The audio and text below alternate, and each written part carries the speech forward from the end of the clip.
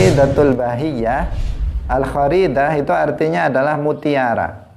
Nah, mutiara yang tidak berlubang, itu al-kharidah. Artinya mutiara yang sempurna, bukan mutiara yang ada cacatnya. Al-bahiyah itu artinya yang berharga, yang indah, yang berharga, yang membanggakan, itu namanya bahiyah. Al-kharidatul bahiyah artinya berarti secara bahasa, kita bicara secara bahasa, sebuah mutiara. Mutiara sesuatu yang sangat mahal, sesuatu yang sangat berharga. Dikatakan al-kharidatul bahiyah, sebuah mutiara yang tanpa celah, yang bahiyah, yang membanggakan, yang berharga, yang bernilai, yang sangat indah. Itu nama kitab ini, Al-Kharidatul Bahiyah. Salamullah alal hadi Rasulillah. Assalamualaikum warahmatullahi wabarakatuh. Waalaikumsalam warahmatullahi wabarakatuh.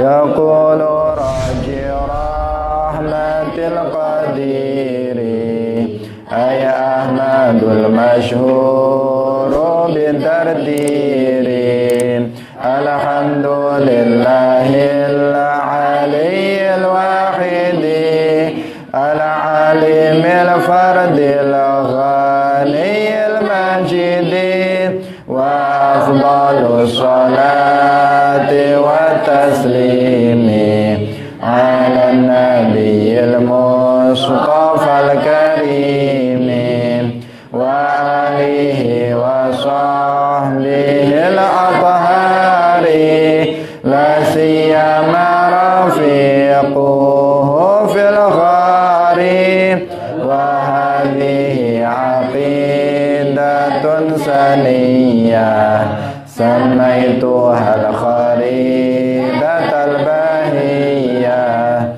latifatun saghiratun fil hajmi lakinnaha kabiratun fil ilmi takfika ilman in turid an taktafi li'annaha bizubadatil fanni tafi wallaha arju fi qabulil amali wa naf'a minha thumma ghafra zalali aksamu hukmil aqli la mahala hiyal wujubu thumma al-istihala thumma al-jawazu thalithul aqsami fafham mun'talazzatal afhami.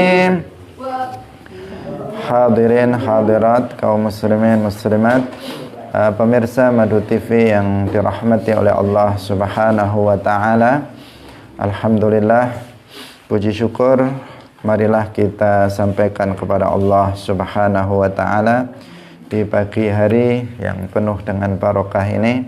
Allah Subhanahu wa taala masih melimpahkan nikmat-nikmatnya kepada kita semuanya, terutama nikmat taufik, sehingga kita bisa bersama-sama dalam pengajian kitab Al-Kharidatul Bahiyah. Semoga kebersamaan kita dalam 1 jam ke depan ini memberikan manfaat bagi kita, menambah ilmu yang bermanfaat bagi kita fid dunia wal akhirah. Amin ya rabbal alamin. Salawat dan salam semoga tetap terlimpahkan kepada Nabi Agung Nabi Muhammad sallallahu alaihi wasallam, para sahabatnya, keluarganya, serta seluruh umat Islam yang mengikuti beliau ila yaumil qiyamah. Hadirin hadirat rahimakumullah, mari kita mengikhlaskan niat kita hadir dalam majelis ilmu lillahi ta'ala. Qala al-muallif rahimahullahu ta'ala wa hadhihi aqidatun saniyah samaituha al-kharidatal bahiyah latifatun saghiratun fil hajmi lakinnaha kabiratun fil ilmi. Wa hadhihi lan utawi iki iku aqidatun aqidah saniyatun kang bercahaya. Samai tuha wis ngarani sapa ingsun utawa jenengi sapa ingsun ing aqidah al-kharidatal bahiyah ing aran kitab al-kharidatal bahiyah.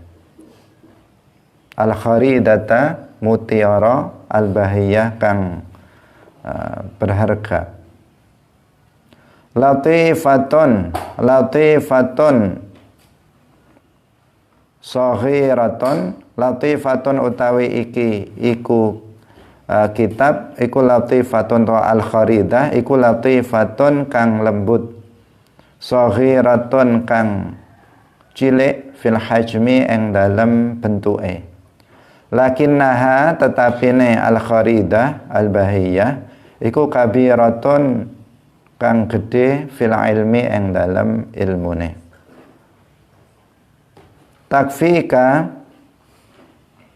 Takfika nyukupi ing sira apa al-kharidatul bahiyah apane ilman ilmune. Inturid lamun ngarepaken sapa sira anta ketafiya ing yen to ngalap cukup sapa sira ing al-kharidah al-bahiyah. Li'annaha karena satemene al-kharidatul bahiyah bizubtati al-fanni kelawan intisarine fan ilmu tauhid ikutafi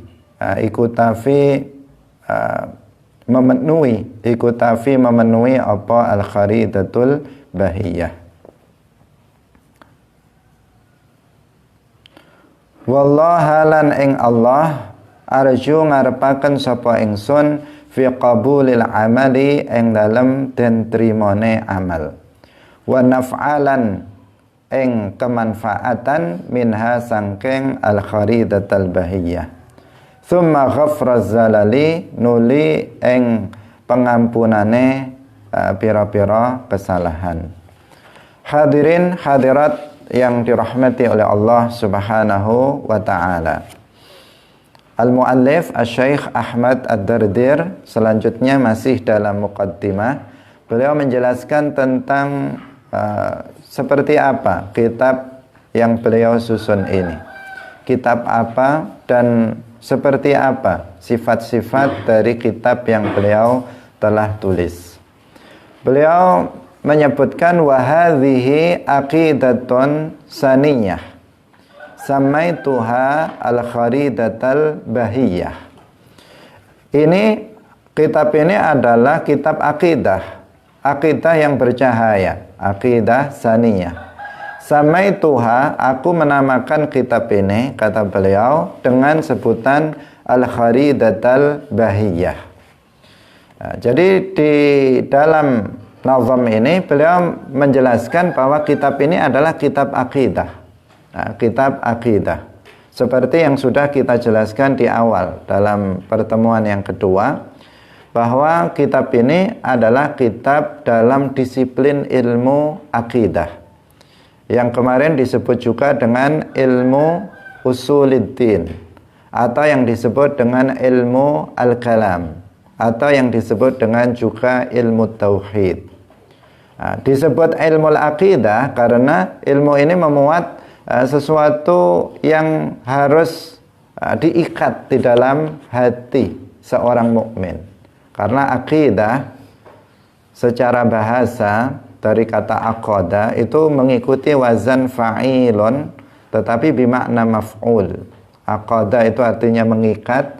Kalau akidah dengan mengikuti wazan fa'ilun dengan makna maf'ul, maka artinya sesuatu yang diikat. Nah, sesuatu yang diikat di dalam hati. Artinya sesuatu yang harus diikat di dalam hati seorang mukmin.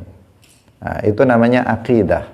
Nah, ilmu al-aqidah berarti membahas tentang itulah. Sesuatu yang harus diikat di dalam hati seorang mukmin itu ya la ilaha illallah Muhammadur Rasulullah.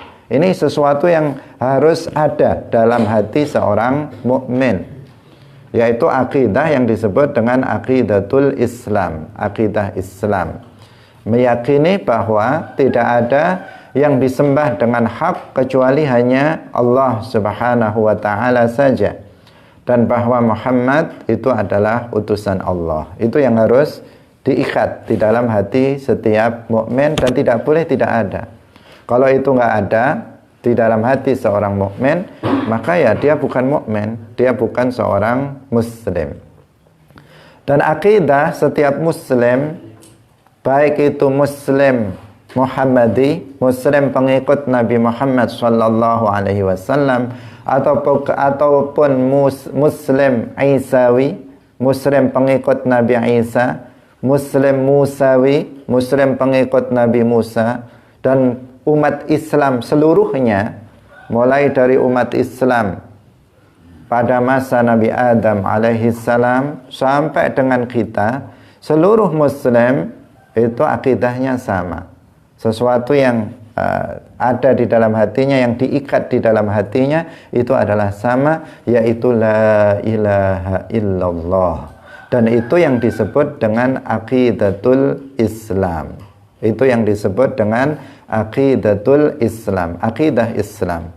Nah, sesuatu yang harus diikat di dalam hati seorang muslim, yaitu keyakinan bahwasanya tidak ada yang disembah dengan hak kecuali hanya Allah. Bahwasanya tidak ada pencipta yang mengadakan sesuatu dari tiada menjadi ada kecuali hanya Allah Subhanahu wa taala. Itulah sehingga kitab ilmu akidah itu disebut dengan akidah.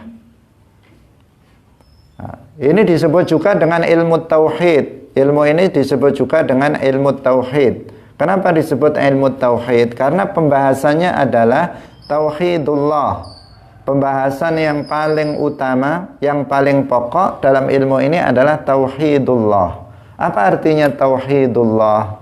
Artinya ifradul qadim minal muhdas, seperti yang disampaikan oleh Al-Imam Al-Junaid Al-Baghdadi.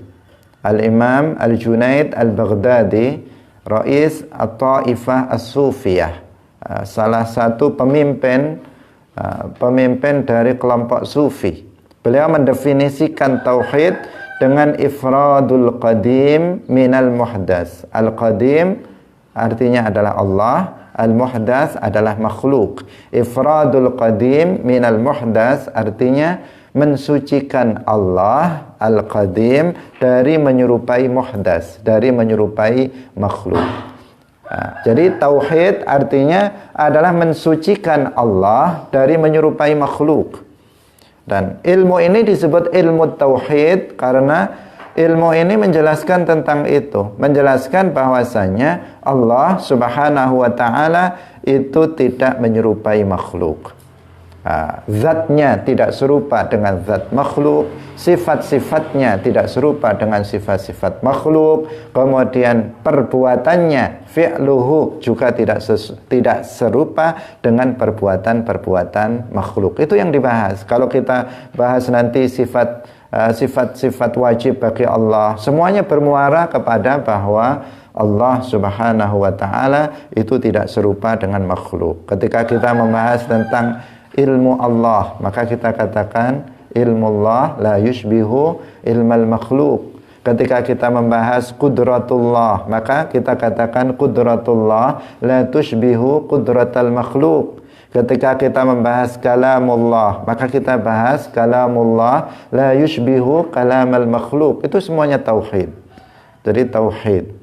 Allah juga wahid fi fi'lihi. Allah itu maha suci dari menyerupai makhluk dalam perbuatannya. Karena perbuatan Allah azaliyun abadiyun.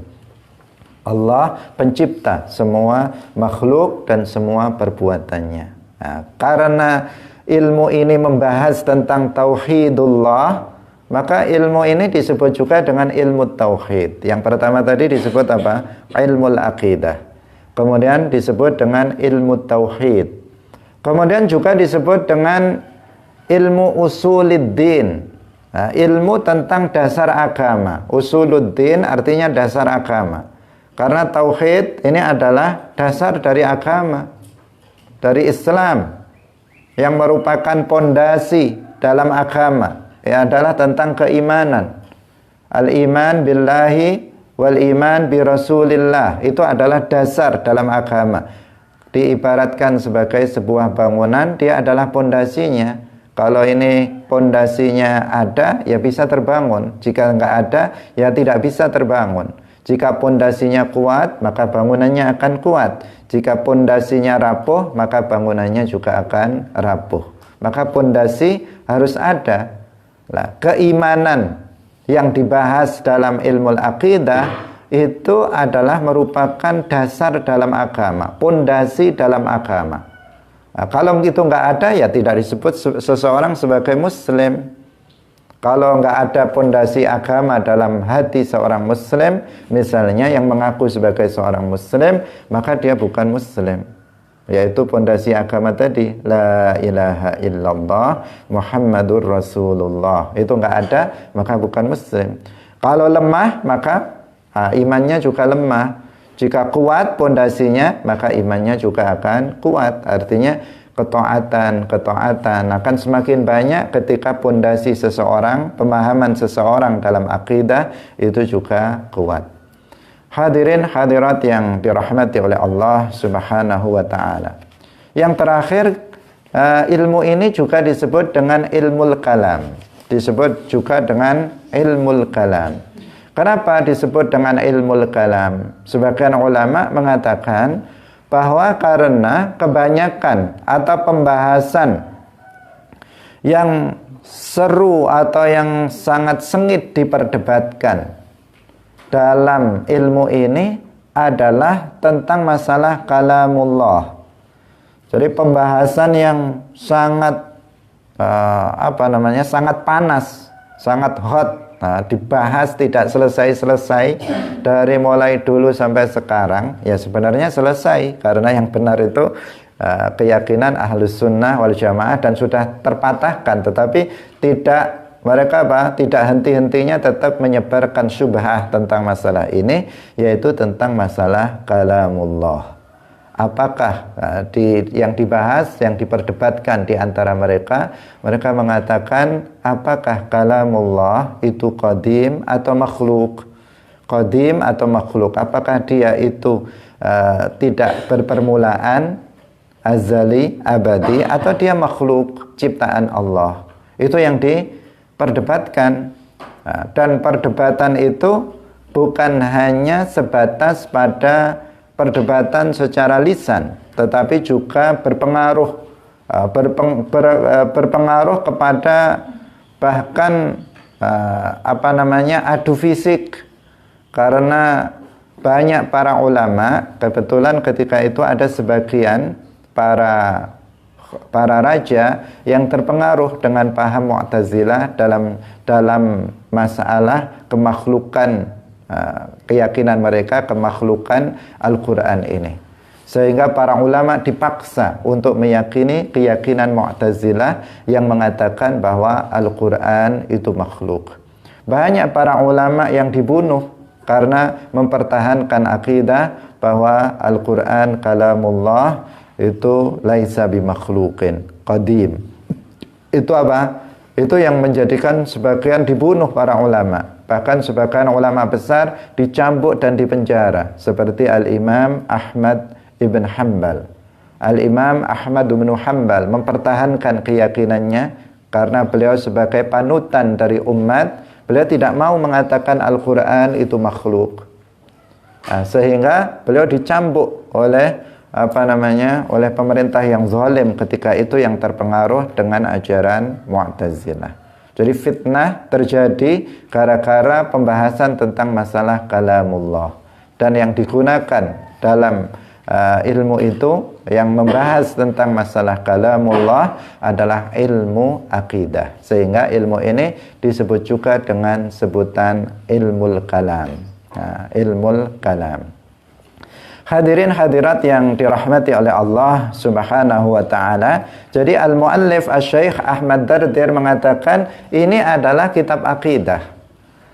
Yang menjelaskan apa? Menjelaskan aqidatun saniyah. Aqidatun saniyah, akidah yang bercahaya karena dia adalah akidah Islam. Karena dia adalah akidah ahli sunnati wal jamaah. Akidah ahli sunnah wal jamaah. Akidah yang diyakini oleh ahli sunnah wal jamaah. Ahli sunnah artinya golongan yang mengikuti ajaran Nabi. Sunnah itu artinya apa?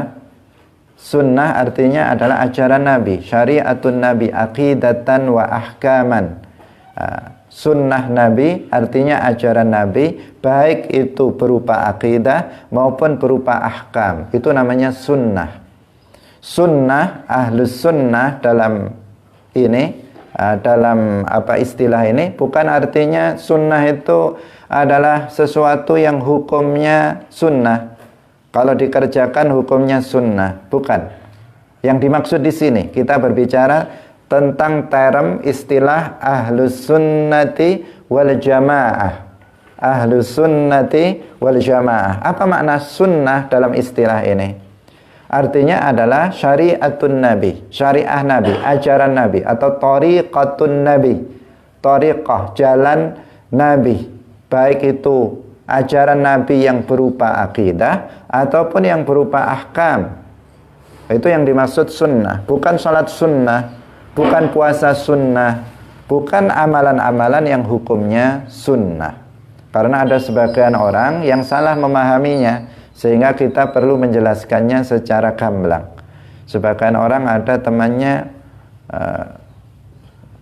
dilihatnya nggak pernah sholat sunnah, habis sholat maghrib ya langsung nggak sholat sunnah, habis sholat isya nggak sholat sunnah, kalau malam nggak pernah sholat tahajud, waktunya duha dia tidak sholat duha. Kemudian dia bilang, kamu ini apa bukan ahlus sunnah? Kok nggak pernah sholat sunnah, kata dia. Jadi dia salah memahami. Memang istilahnya sama, yang satu sunnah, yang satu juga sunnah. Tetapi sunnah yang dalam istilah ahlus sunnah itu artinya ajaran Nabi, tariqatun Nabi, syariatun Nabi, baik akidah maupun ahkam. Jadi kalau kita mengatakan kita semuanya harus mengikuti sunnah Nabi, apa artinya? Artinya kita harus mengikuti akidah Nabi, kita harus mengikuti ahkam, ajaran yang diajarkan oleh Nabi itu. Bukan artinya, ayo, sebagian orang golongan kan mengatakan begitu, kita harus mengikuti sunnah Nabi. Yang dimaksud adalah sesuatu yang hukumnya sunnah. Nah, itu memang masuk ya, masuk, tetapi itu bukan yang pokok. Karena ada sebagian yang memahaminya bahwa sunnah Nabi itu ya bagaimana, hanya sekedar bagaimana misalnya pakaiannya, bagaimana penampilannya, bagaimana jenggotnya, bagaimana dia makan, minum dan sebagainya, yang itu merupakan adab-adab. Merupakan adab-adab yang dilakukan oleh Nabi. Kita katakan itu ya, memang itu bagian dari sunnah Nabi. Tetapi itu bukan satu-satunya sunnah Nabi.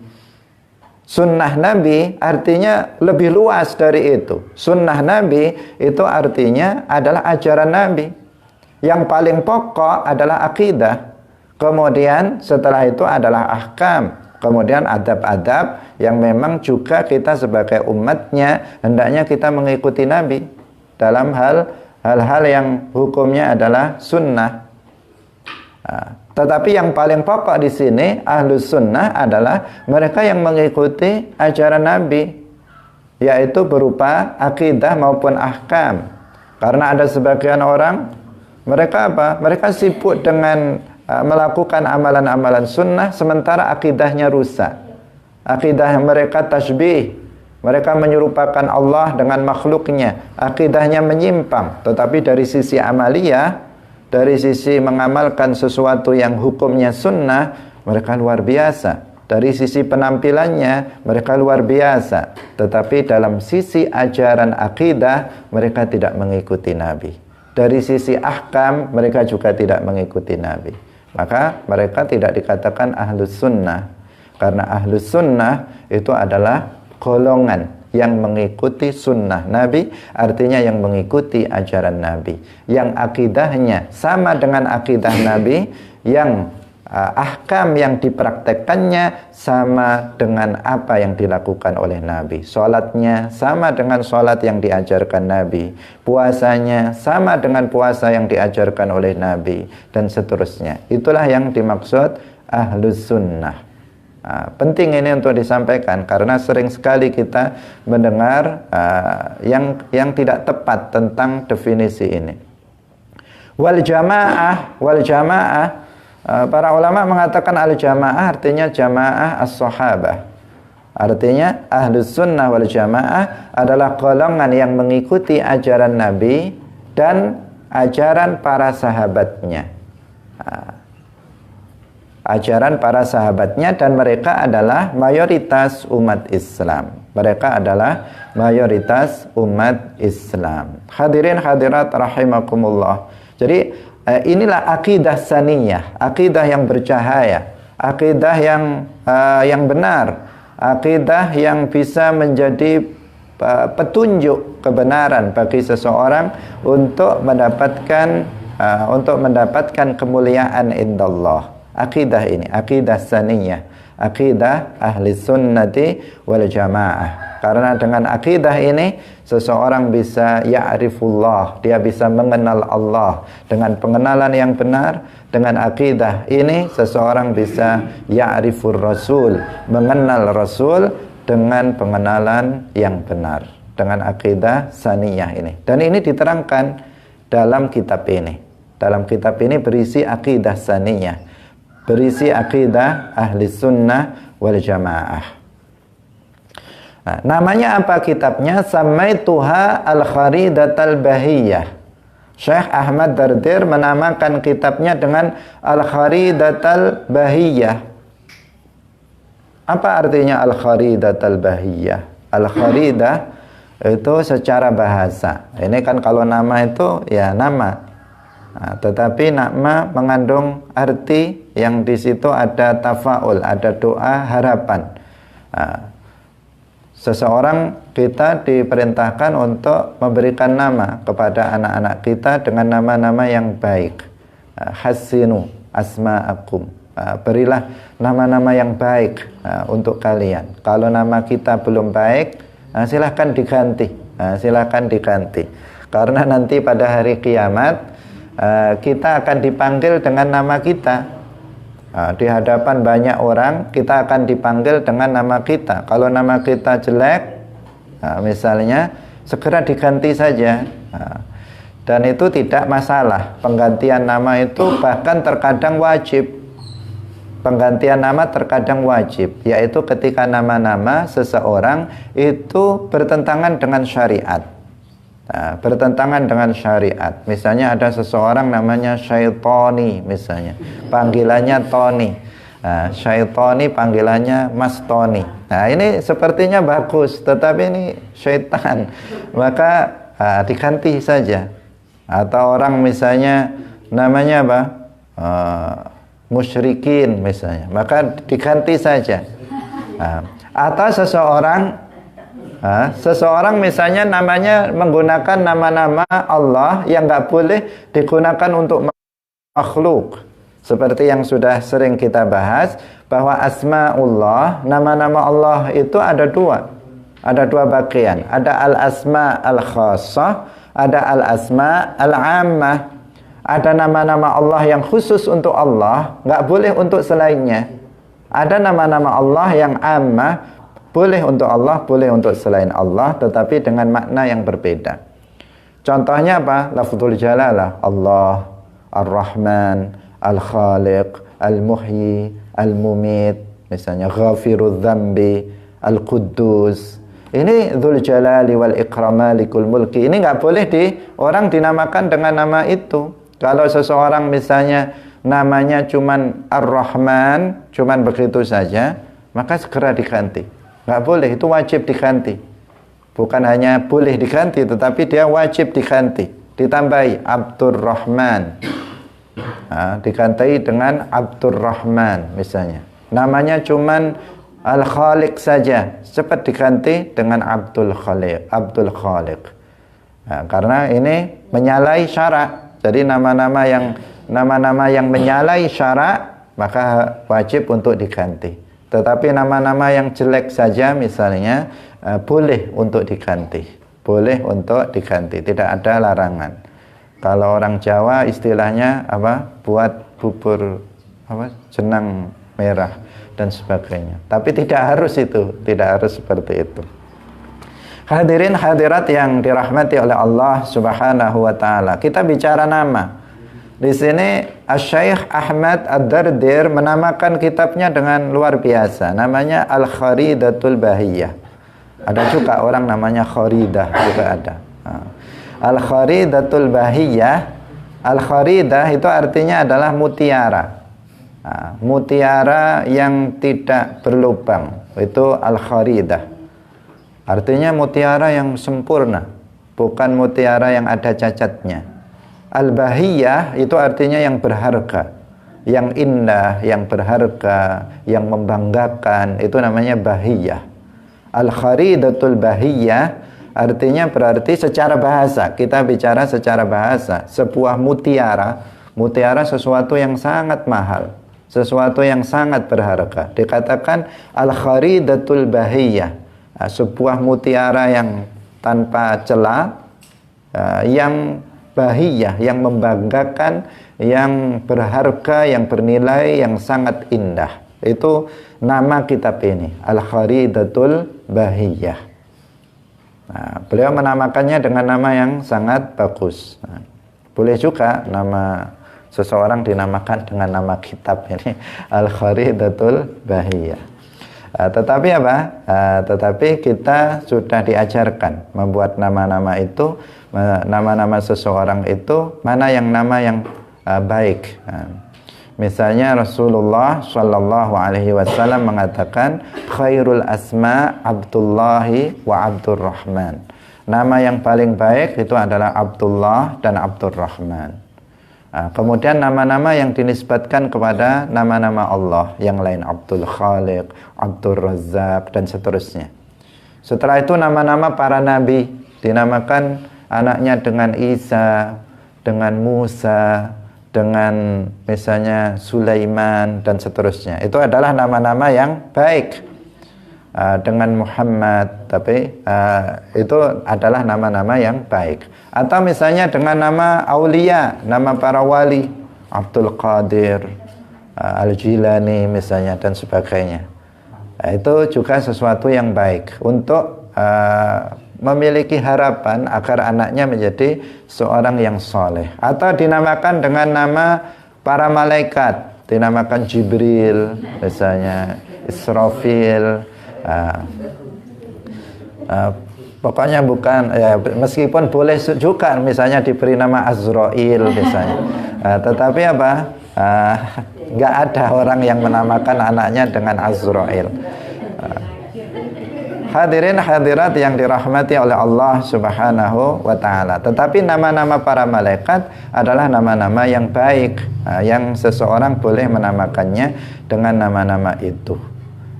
Meskipun kita sekarang jarang yang menggunakan nama itu. Kalaupun pakai, maka itu adalah salah satu komponen dari nama.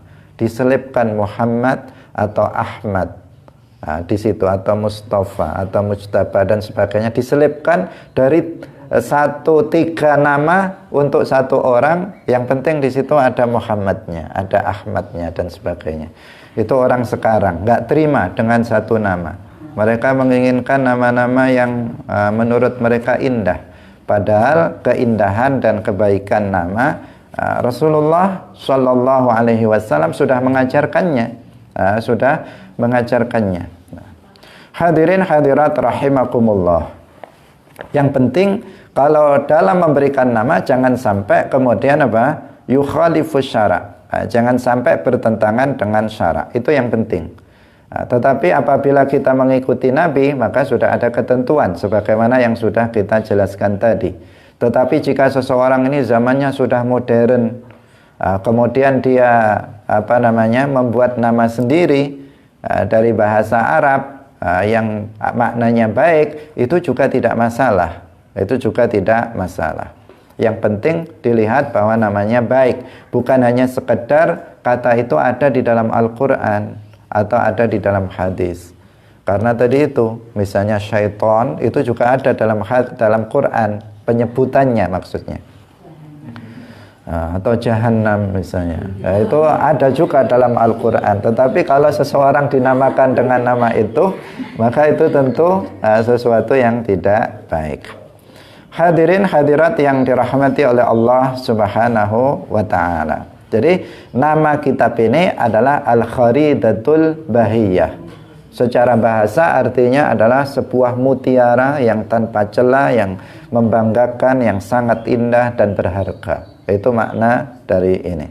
Menggambarkan isi dari kitab ini, bahwa isi kitab ini adalah sesuatu yang sangat berharga, sebuah mutiara. Isi kitab ini adalah sebuah mutiara yang sangat berharga karena berisi akidah ahli sunnah wal jamaah.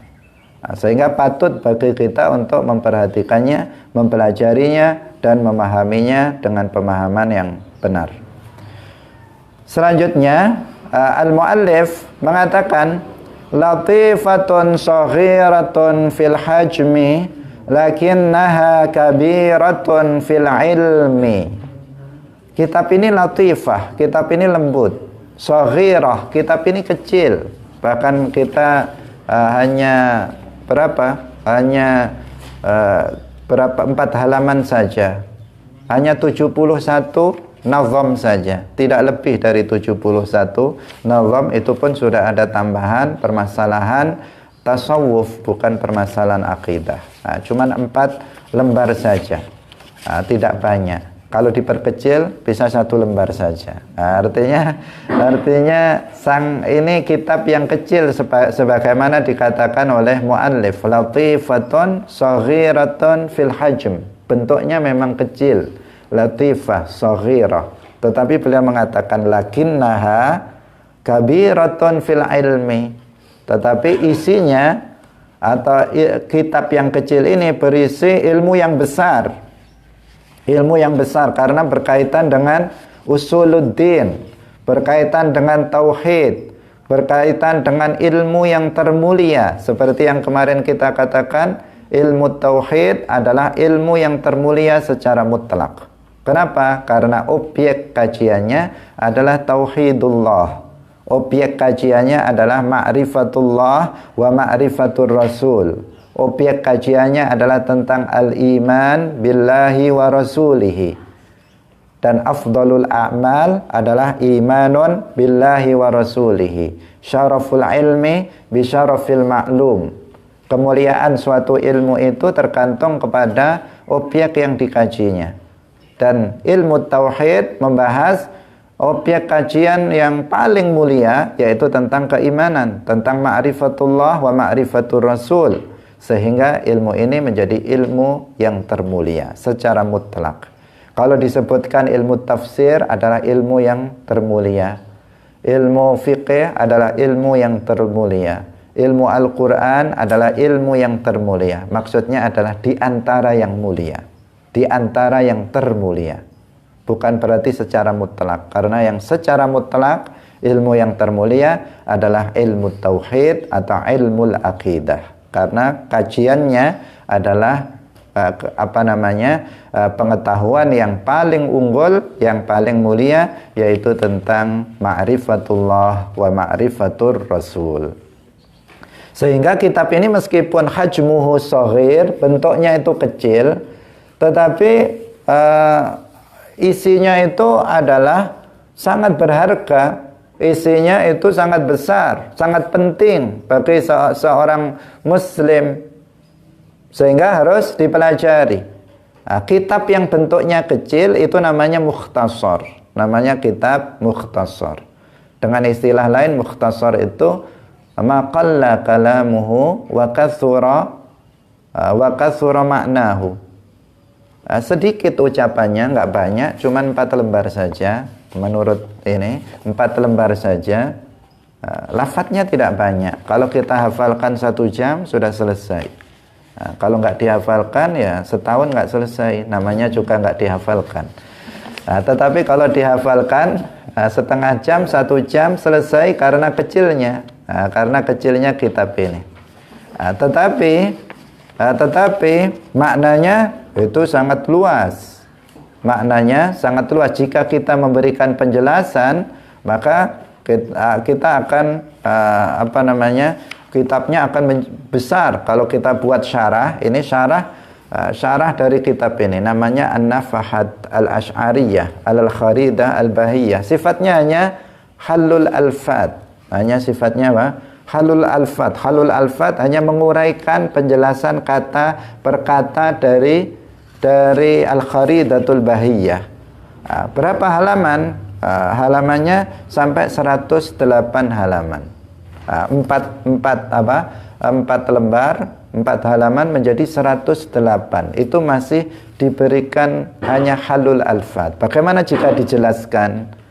Bisa 2 jilid, bisa 3 jilid dan sebagainya, tergantung bagaimana menjelaskan kitab ini. Artinya itu yang dimaksud apa? Ini sedikit lafadznya, mukhtasar, tetapi maknanya jika dijelaskan maka akan sangat luas sekali. Dan selain itu dikatakan di sini, artinya beliau ingin seakan-akan beliau menginginkan jangan meremehkan kitab yang kecil ini. Seakan-akan beliau mengatakan begitu. Beliau mengatakan latifatun shahiratun fil hajmi. Ini kecil, bentuknya yang kecil itu. Jangan kecil itu kemudian menjadikan kamu kecil aja. Sebagian orang kan mengecilkan yang kecil, sudah kecil dikecilkan lagi. Sebagian orang begitu, mengecilkan artinya meremehkan sesuatu yang kecil. Orang kalau kecil, orang kalau kecil, badannya kecil, itu saja sering diremehkan. Paling dia nggak bisa. Wong kecil aja. Jadi kalau orang itu bentuknya kecil, itu wibawanya kadang kurang. Kenapa? Ya itu orang sering meremehkannya. Anak kecil, gak usah dianggap. Padahal dia sudah tua, tapi kecil. Sudah tua tapi kecil. Akhirnya ya kurang bisa didengar gara-gara orang itu berpandangan melihat secara fisik, dan itu tidak benar. Kita tidak boleh memandang seseorang itu dari sisi fisiknya. Orang dia berilmu tetapi badannya kecil. Akhirnya apa? Orang nggak mau menganggapnya. Sebaliknya ada nggak berilmu, otaknya kosong, tapi dia besar, tinggi, tampan misalnya. Kemudian dia pakai jubah lagi. Kemudian dia pakai serban yang besar. Wah, itu ulama besar. Ternyata ulama besar badannya saja, tidak besar ilmunya. Ini pandangan yang seharusnya tidak terjadi. Seseorang melihat jangan kepada fisik, tetapi melihat kepada ilmunya, Meskipun fisiknya kecil, tetapi kalau dia ilmunya luas, maka dia patut untuk dianggap sebagai seorang alim dan seterusnya. Hadirin hadirat rahimakumullah. Kitab ini, beliau mengatakan kitab ini memang kecil, bentuknya kecil, saghiratun fil hajmi, tetapi jangan diremehkan. Lakinnaha kabiratun fil ilmi. Karena kitab ini itu besar dalam ilmu, artinya ini isinya itu sangat penting karena membahas tentang masalah akidah. Bahkan beliau mengatakan takfika ilman inturid an taktafiya li'annaha bizubdatil fanni tafi. Beliau lebih memperkuat lagi. Ini untuk meyakinkan kepada para pembaca, kepada kita yang membaca kitab ini. Bahkan kitab ini itu kalau kamu pengen mencukupkan diri dengan kitab ini dalam masalah akidah, maka itu sudah cukup. Mu'alif mengatakan begitu. Seandainya kamu mencukupkan belajar hanya kitab Al-Kharidatul Bahiyah saja, nggak belajar pada kitab yang lain yang lebih besar, Cukup kamu mempelajari ini, memahaminya dengan benar, maka kata mu'allif itu sudah cukup bagi kamu. Nah, sudah cukup bagi kamu. Menunjukkan apa? Menunjukkan betapa berharganya apa yang disampaikan dalam kitab ini dalam masalah-masalah akidah. Tetapi beliau memiliki bukan hanya sekedar promosi saja beliau terhadap kitab ini. Beliau ini kan istilahnya istilah promosi ilmu, promosi kitab. Bahwa kitab ini kecil bentuknya, tetapi ilmunya sangat besar yang ada di dalamnya. Bahkan beliau mengatakan jika kamu hanya belajar kitab ini saja, mencukupkan diri dengan belajar ini saja, maka ilmu yang didapat dari sini sudah cukup bagi kamu. Apa alasannya? Beliau mengatakan li'annaha bizubdatil fanni tafi. Karena kitab ini itu memuat intisari dari disiplin ilmu ini. Apa disiplin ilmu apa? Ilmu tauhid. Kitab ini sudah memuat, sudah memuat berisi tentang intisari dari ilmu tauhid. Kalau sudah intisarinya itu dipegang, maka kan sudah mencukupi, sudah difahami qawaid dalam masalah akidah, kaidah-kaidah utama dalam akidah itu sudah terpahami oleh seseorang, maka itu sudah mencukupi dalam arti untuk memastikan bahwa akidah seseorang itu benar. Mungkin belum cukup kalau untuk berdebat dengan kelompok-kelompok yang menyimpang dari ahli sunnah wal jamaah, tetapi sebagai sebuah pengetahuan yang wajib diketahui oleh setiap muslim dan wajib diyakini oleh setiap muslim, maka dengan mengetahui, mempelajari dan memahami kitab ini, maka itu dianggap sudah cukup. Artinya berarti apa? Ilmu ini berisi tentang usulul akidah, ilmu akidah yang wajib ain bagi setiap muslim untuk mempelajarinya. Maka alhamdulillah kita bisa ngaji kitab ini dan semoga kita bisa menyelesaikan kitab ini dengan lancar dan diberikan pemahaman oleh Allah Subhanahu wa taala. Jadi kitab yang bentuknya kecil dalam istilah para ulama namanya kitab mukhtasar. Kemudian para ulama itu mengklasifikasikan atau mengelompokkan kitab-kitab karya mereka itu menjadi 3. Jadi ada yang pertama namanya golongan kitab mukhtasarat, kemudian ada golongan kitab mutawasitat, kemudian ada golongan kitab mutawwalat atau mabsutat. Jadi ada 3 tingkatan. Ada 3 tingkatan dalam semua disiplin ilmu. Apakah dalam akidah, apakah dalam fikih, apakah dalam akhlak tasawuf, apakah dalam nahwu, apakah dalam sharaf, atau dalam ilmu-ilmu yang lain. Semua disiplin ilmu ini itu kitab-kitab yang dikarang oleh para ulama dikelompokkan menjadi 3 tingkatan. Yang pertama apa? Mukhtasarat, yang tadi kita katakan bentuknya kecil.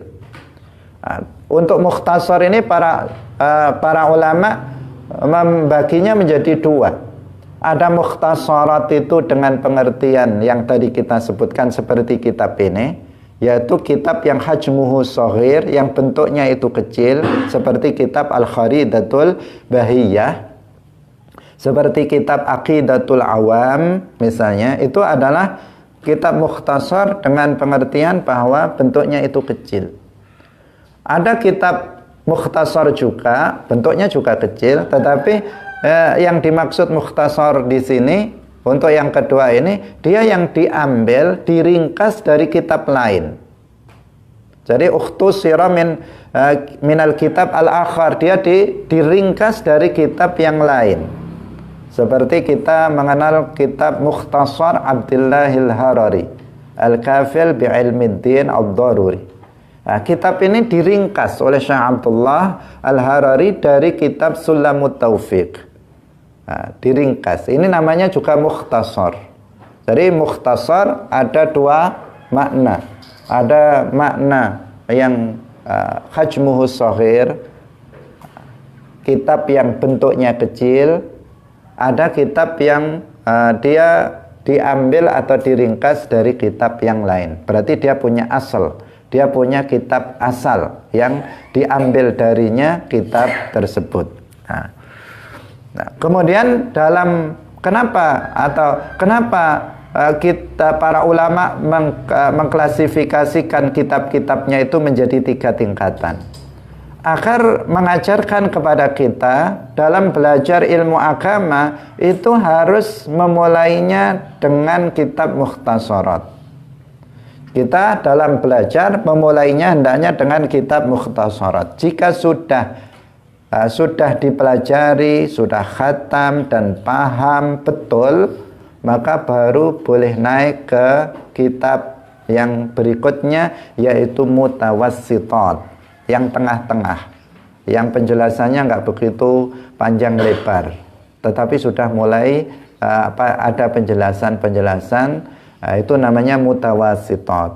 Jika kita sudah mempelajari kitab-kitab mutawassitat, kemudian kita sudah memahaminya dengan pemahaman yang benar, maka baru kemudian kita naik ke kitab atasnya, yaitu kitab mabsutat atau kitab mutawwalat, kitab yang berjilid-jilid karena pemahamannya sangat luas dan panjang lebar, banyak tafsir, banyak rincian-rincian dari permasalahan yang kitabnya bisa berjilid-jilid. Ini yang disebut dengan kitab al-mutawwalat atau al-mabsutat.